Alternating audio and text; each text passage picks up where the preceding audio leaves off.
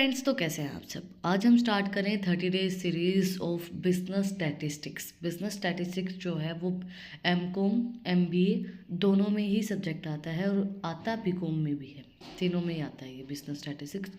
Similar सा syllabus होता है सबका ही, और बीकॉम एमकॉम का और एमबीए का तो बिल्कुल ही सिमिलर होता है एमकॉम से, तो सिमिलर सा ही सब्जेक्ट है।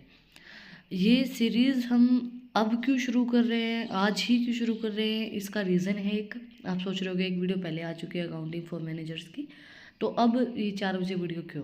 तो ये इसलिए है क्योंकि मेरे पास एक कमेंट आया जो कि उन्होंने मुझे रिक्वेस्ट की कि भाई मेरा 17 दिसंबर को पेपर है और आप प्लीज़ अगर कुछ मेरे को अवेलेबल करवा पाए तो करवा सकते हैं। तो मैंने बहुत सोचा कि कैसे अवेलेबल करवाया जा सकता है, क्योंकि एक सीरीज़ हमारी पहले से चल रही है। तो मैंने सोचा कि चलो टाइम चेंज करके दूसरी सीरीज चला देते हैं। तो इसीलिए मैंने सोचा कि 1 यूनिट तो एटलीस्ट मैं 17 तारीख तक कवर करवाऊँ। तो फिर मैंने ये सेकंड वीडियो बनाने का सोचा और स्टार्ट किया। तो एनीवे हम चलते हैं यूनिट फर्स्ट पे, बिजनेस स्टैटिक्स की। University analysis, central tendency, dispersions, theoretical concept, probability, introduction, addition theorems, multiplications theorems, conditional probability, Bayes theorems, theoretical probability distributions, binomials, positions, normal distributions, their characteristics and application।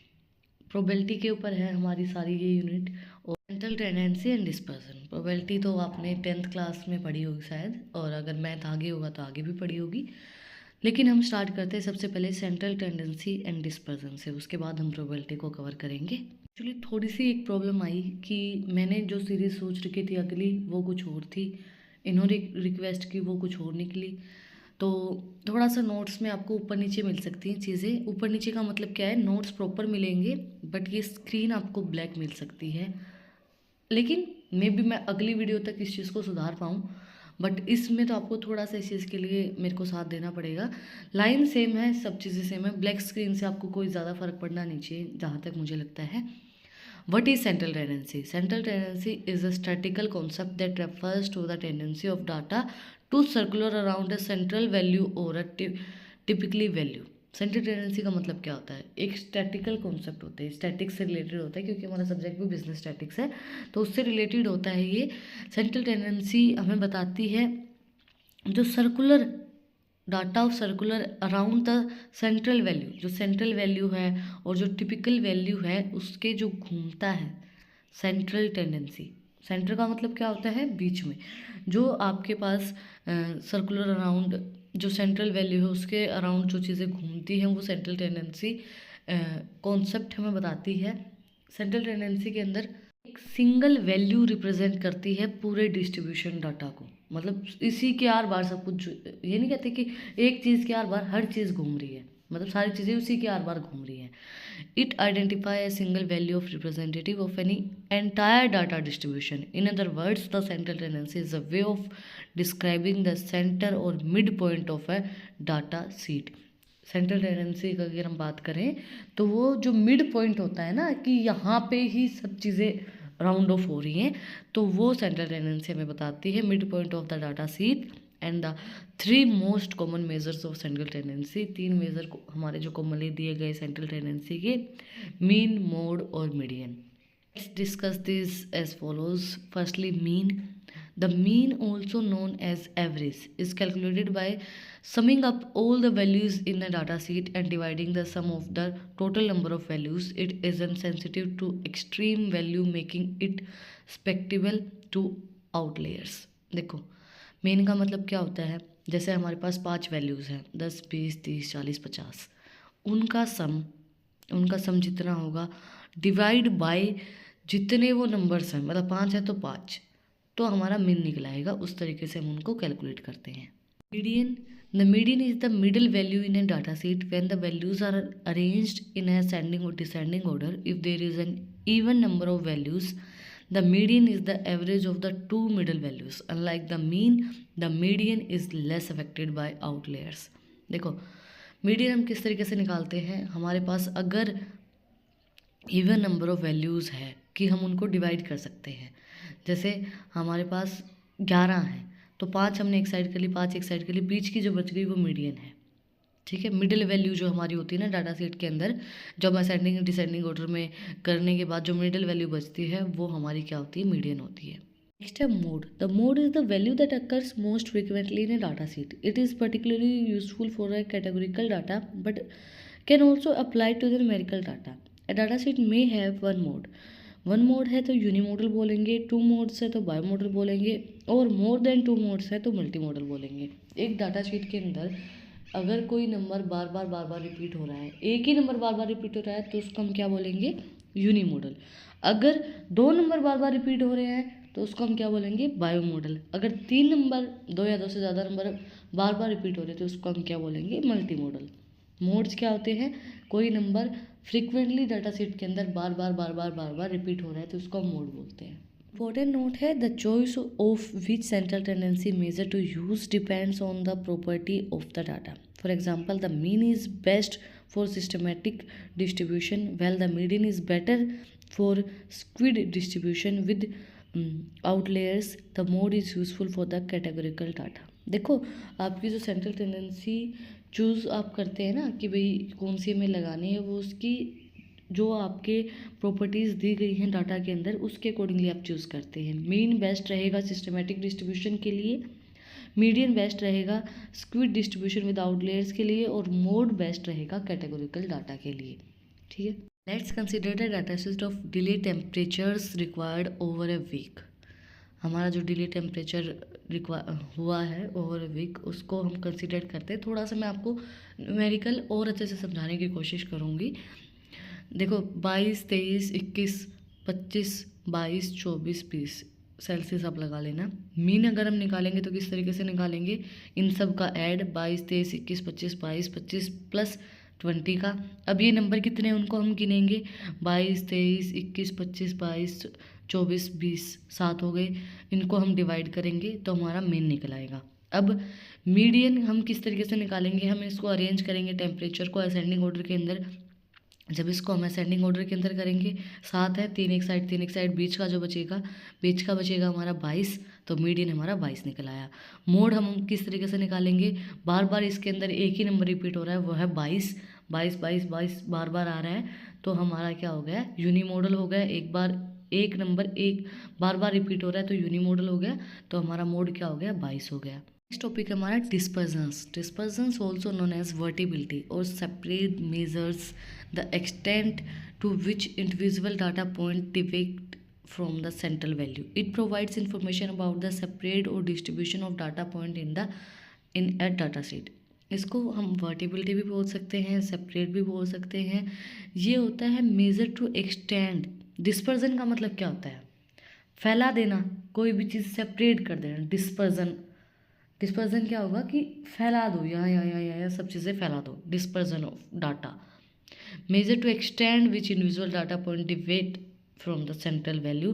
सारी data को फैला दो, सारी information separate कर दो, distribute कर दो data point से लेके, जो आपका डाटा पॉइंट है डाटा शीट के अंदर, वहाँ से सारी डाटा को डिस्पर्स कर दो, फैला दो। ठीक है, उसका मतलब है डिस्पर्जन, डाटा को फैला देना, जो भी इन्फॉर्मेशन आपके पास है उसको डिस्ट्रीब्यूट कर देना, सेपरेट कर देना डाटा पॉइंट से लेके in data sheet. Measures of dispersion includes range, variance, standard deviation, interquartile range, IQR जिसको भी हम बोलते हैं। तो ये हमारे कॉमन मेजर है डिस्पर्सन के। चलो इनको थोड़ा सा और अच्छे से समझते हैं। सबसे पहला में दिया गया है range. In statistics the range refers to the difference between the highest and the lowest value in a data. It provides a simple measures of variability indicating the spread of the data point. The range is calculated by subtracting the lowest value from the highest value. For example, in a data set 4, 6, 9, 3, 7 the range is 9 - 3 = 6। देखो range क्या होती है, range हमें बताती है क्या difference होगा highest value का लोवेस्ट वैल्यू से हमारी जो डाटा सेट दी गई है। सिंपल से अगर हमें एग्जांपल से भी ये चीज़ समझ में आ रही है कि रेंज का मतलब क्या होगा, जो हमारी डाटा सीट है उसके अंदर जो सबसे हाईएस्ट वैल्यू है वो है 9 और सबसे कम है 3, उनका डिफरेंस क्या आएगा, उनके अंदर से जब हम माइनस करेंगे 9 में से 3 माइनस करेंगे तो 6 आ जाएगा। तो रेंज का मतलब क्या होगा, difference between the highest and the lowest value in a data seat. उसका मतलब रेंज होता है, ठीक है। ये इंडिकेट करता है spread of data points variability and range को हम कैलकुलेट किस तरीके से करेंगे आपको पता चल गया होगा, सब्ट्रैक्ट करेंगे हाईएस्ट में से lowest. Variations is a statistical measure that quantifies the amount of variation or dispersions of a set of numbers from the mean for their mean value. Specifically, variation is defined as a expected value of the squared deviations from the mean. It is calculated by finding the mean of the data set, subtract the mean from the each point of the divisions from the mean, and squaring each of the division, calculating the average of the squared divisions. This is variation. Variation का मतलब क्या होता है? Statistical major होता है जो हमारी value, जो क्वांटिटीज हमारे मेजर्स होते हैं। वेरिएशंस होते हैं बहुत ज़्यादा।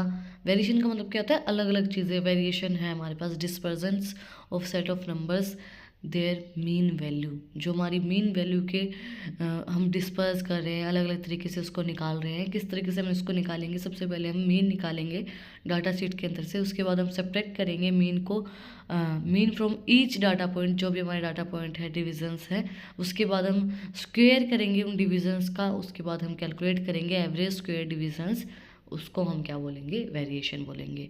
नेक्स्ट है standard deviation. Standard deviation is a measure of amount of variation और dispersion of a set of value from the mean value. It is calculated as the square root of the variation which is average squared deviation from the mean. देखो standard deviation क्या होता है? Major होता है जो amount हमारी variation और dispersion से आई है set of values from the mean value, जो हमारी मीन वैल्यू से हमने वेरिएशन के अंदर निकाली है, डिस्पर्जन से आई है, उसके अंदर हम क्या करेंगे? कैलकुलेट करने के लिए स्क्वेयर रूट कर देंगे, जो हमारी वेरिएशन वैल्यू आई है उसका स्क्वेयर रूट कर देंगे, तो जो हमारा क्या आएगा? Average square deviation from the mean. Average square deviation आ जाएगा मीन वैल्यू से। Interquartile range. Quartile range is a measures of statistical dispersions that represents the middle 50% of the data set. It is calculated as the difference between the 17th percentile Q3 and the 25th percentile Q1 of the data.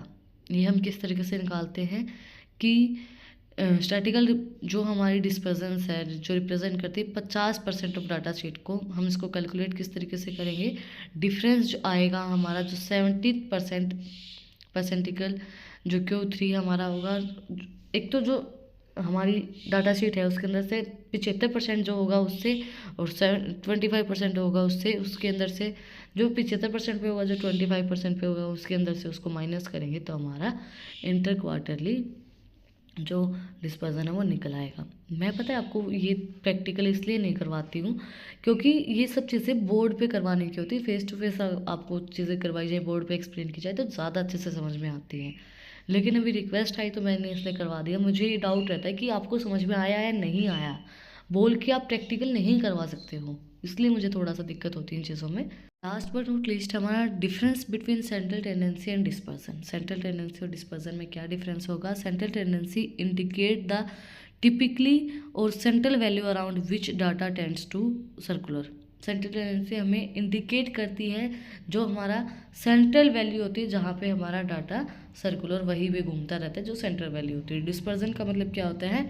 Indicate the spread और variability of the data points in the data sheet. ये जो हमारे data separate हो गया है, वर्टिबिलिटी हो गया है डाटा पॉइंट से डाटा शीट के अंदर, वो डिस्पर्जन दिखाता है। सेपरेट जो चीज़ें डाटा हमारा हो गया है उसको दिखाता है क्या? डिस्पर्जन। सेंट्रल वैल्यू को इंडिकेट जो करता है, जहाँ पे सारी चीज़ें घूमती रहती हैं, वो होता है हमारा सेंट्रल टेंडेंसी।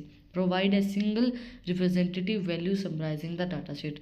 सेंट्रल टेंडेंसी एक सिंगल वैल्यू बताती है जो हमारी डाटा शीट को रिप्रेजेंट करती है। Describe how separate out the value are from each others and from the central value. ये हमें बताता है कि जो सारी वैल्यूज़ हमें डाटा शीट के अंदर दी गई वो एक दूसरे से कितनी अलग है, किस तरीके से वो सेपरेट हो चुकी हैं सेंट्रल वैल्यू से, वो हमें क्या बताता है? डिस्पर्जन बताता है, क्योंकि अलग अलग चीज़ें सेपरेशन बताता है हमें ना। डिस्पर्जन जो चीज़ें सेपरेट हुई हैं उन चीज़ों को एक्सप्लेन करता है। सेंट्रल टेंडेंसी को हम किस तरीके से निकाल सकते हैं? With the help of mean, mode, medians. And dispersion को हम किस तरीके से निकाल सकते हैं? Range, variance, standard deviations, inter quarter range, calculated using the value of the data sheet. जो हमारी सेंट्रल टेंडेंसी होती है उसको हम कैलकुलेट करते हैं, जो डाटा शीट के अंदर नंबर होते हैं, वैल्यूज़ होती हैं उन्हीं से, but dispersion calculated using deviations from the central value. जो डाइवेशंस हैं, अलग अलग जो वैल्यूज़ हमारी निकले सेपरेट करके, उनसे हम क्या निकालते हैं, डिस्पर्जन को कैलकुलेट करते हैं। Then help in understanding the centre of the data distribution. जो सेंट्रल टेंडेंसी है वो हमें हेल्प करती है डाटा डिस्ट्रीब्यूशन के अंदर उसको अंडरस्टैंड करने के लिए। डिस्पर्जन हेल्प करता है to understand separate of data and distribution. जो हमारा डाटा सेपरेट किया गया है, जो डिस्ट्रीब्यूट किया गया है, उसको अंडरस्टैंड करने के लिए हमारी हेल्प करता है dispersion. Central tendency indicate where the data is centred. Central tendency जो होती है वो इंडिकेट करती है जो हमारा डाटा सेंटर्ड जहाँ पे किया गया है उसको। Dispersion indicates how widely the data is separated out. Dispersion indicate करता है कि कहाँ तक हमने जो डाटा है वो सेपरेट किया है, वो हमें इंडिकेट करता है dispersion. That's it for today. आज हमने सेंट्रल टेंडेंसी एंड डिस्पर्जन को बहुत अच्छे से समझा है। अगर फिर भी कुछ डाउट रहता है, कुछ भी पूछना है, तो आप लोग प्लीज़ कमेंट में मुझे बताना है कि आपको क्या डाउट है, क्या दिक्कत, कहाँ पे दिक्कत आई, तो मैं उसको सुधारने की कोशिश करूँगी। और अगर आपको इन टॉपिक्स की PDF चाहिए तो टेलीग्राम चैनल का लिंक भी डिस्क्रिप्शन में है, वहाँ पे जाके आप मुझे फॉलो कर सकते हैं। और भी इंटरेस्टिंग रील्स को देखने के लिए इंस्टाग्राम चैनल का लिंक भी डिस्क्रिप्शन में है, वहाँ पर जाके आप मुझे फॉलो कर सकते हैं।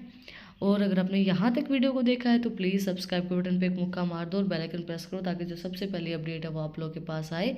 फिर मिलते हैं एक नए वीडियो के साथ, एक नए टॉपिक के साथ। Like share and subscribe. Thank you for watching my video and enjoy your life.